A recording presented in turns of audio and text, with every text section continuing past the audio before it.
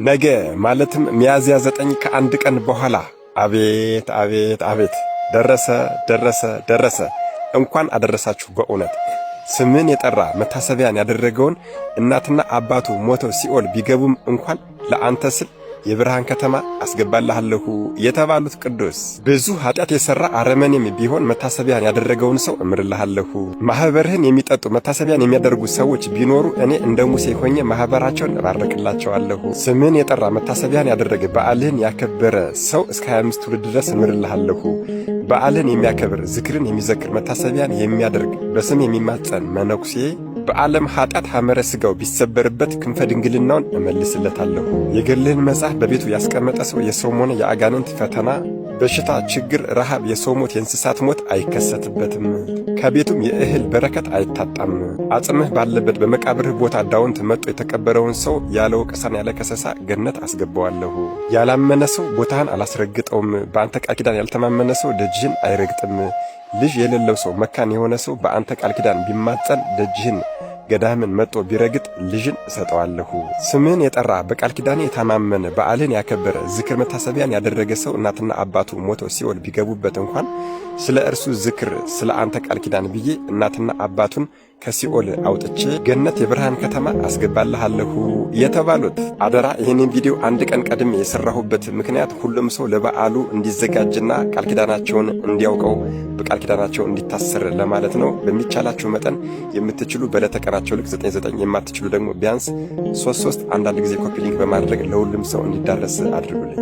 ነገ ሚያዝያ 9 የስማቸው ትርጓሜ የአብ የወልድ የመንፈስ ቅዱስ እስትንፋስ አንድም የክርስቶስ እስትንፋስ ማለት የሆነ የኢትዮጵያን ሕዝብ ማርልኝ ብለው በአባይ ወንዝ ውስጥ ለ9 ዓመታት ተዘግዝቀው የጸለዩ ከነቢዩ ቅዱስ ሙሴ በኋላ ከሊቀ ነቢያት ቅዱስ ሙሴ በኋላ ጌታችን አምላካችን መድኃኔዓለም ኢየሱስ ክርስቶስ በራሱ እጅ 10ቱ ትእዛዛትና 6ቱ ቃላተ ወንጌል የተጻፈበትን ጽላት 2 ጽላት አምጦ በእጁ የሰጣቸው ዝክራቸውን መታሰቢያቸውን በየወሩ የሚያደርግ ሰው እያሰበ በዓላቸውን የሚያከብርና ዝክራቸውን በየወሩ የሚያደርግ ሰው የሊቀ መላእክት የቅዱስ ሚካኤልን ክብር አጎናጽፈዋለሁ የተባሉ ምን እሱ ብቻ የገድላቸውን መጽሐፍ የጻፈ ያጻፈ የሰማ ያሰማ የተረጎመ ያስተረጎመ ገዝቶም ሆነ አስጽፎ በቤቱ ያስቀመጠውን ሰው ሦስቱ ሊቃነ መላእክት ቅዱስ ሚካኤል፣ ቅዱስ ገብርኤልና ቅዱስ ሩፋኤል የሕይወት ዘመን ጠባቂው የሆኑለታል የተባሉ ስምህ ከስሜ እስትንፋስህ ከእስትንፋሴ ጋር አንድ ሆኗል ተዋህዷልና የአንተን ስም ከኔ ስም ጋር አዋህዶ በማንኛውም ችግርና ጭንቅ ላይ ያለ ሰው የአቡነ እስትንፋሰ ክርስቶስ አምላክ ጌታዬና አምላኬ ኢየሱስ ክርስቶስ ሆይ እባክህን ይቅር በለኝ ብሎ የተማጸነኝን ሰው ፍጹም ኃጢአቱን ይቅር ብዬና ደምስሼ ለሥጋው ደግሞ የሚያበቃ ምግባር ሃይማኖትን እሰጠዋለሁ የተባሉ ቤተ ክርስቲያንን በአንድ ቀን ሰርተው ስንዴን በአንድ ቀን ዘርተው አሽተው አፍርተው አብቅለው ወይንንም እንደዚሁ በአንድ ቀን ተክለው ፍሬ እንዲያፈራ አድርገው ጽድን ግራርና ወይራን ደግሞ በአንድ ቀን ተክለው አጽድቀውና አሳድገው ለ9 ሰዓት የቅዳሴ መስዋዕት ሁሉንም እንዲደርሱ ያደረጉ ቅዱስ አባት ወደ ገዳማቸው ወደ ደብረ አስጋጅ ሲጓዙ ቢመሽባቸው በገባኦን ለኢያሱ እንደቆምሽ ለእኔም ቁሚ ብሎ በጸሎታቸው ፀሐይን ገዝተው ያቆሙ ቅዱስ አባት እኒህ ቅዱስ አባት ከሌሎቹ ቅዱሳን በተለየ እጅግ በጣም አስደናቂ የሆነ ጸሎት አላቸው።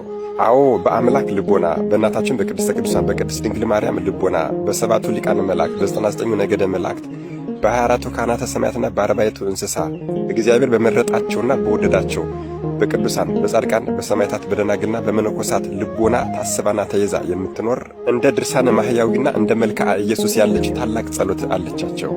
ይህቺ ጸሎት የጌታችን አምላካችን የመድኃኔዓለም የኢየሱስ ክርስቶስን እያንዳንዱን ሙሉ ሰውነቱን ገላውን እየጠቀሰች እያንዳንዱ የሰውነቱ ክፍሎች የተቀበሉትን ጸዋትወ መከራዎች በሙሉ የምታወሳ ትልቅ ጸሎት ናት። በእያንዳንዷ የጸሎት ማሳረጊያ ክፍልም አቡነ ዘበሰማያት ወይም አባታችን ሆይ ጸሎት አለ። ታዲያ በዚህ ጸሎት እኒህን ቅዱስ አባት ጨምሮ ቅዱሳን መላእክትም ሌሎችም ቅዱሳን ጸሎት በሚያደርጉ ጊዜ 24,000 ነፍሳት ወይም ደግሞ 240,000 ነፍሳትን ከሲኦል ያወጣሉ።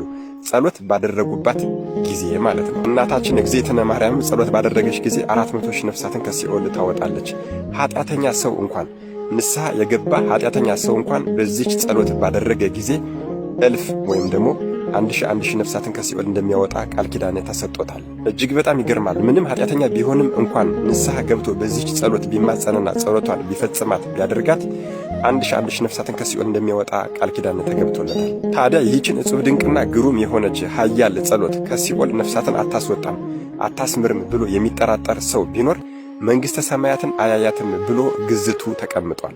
እኒህ ሚያዝያ 8 ተጸንሰው ታኅሳስ 8 ተወልደው ሚያዝያ 9 ዕረፍታቸው የሆነላቸው በተወለዱ በ89 ዓመታቸው ዕረፍታቸው የሆነላቸው ታላቁ የሃይማኖት ገበሬ የኢትዮጵያዊ ቅዱሱ አባታችን አቡነ እስትንፋሰ ክርስቶስ ነገ ሚያዝያ 9 የዕረፍት በዓላቸው ነው።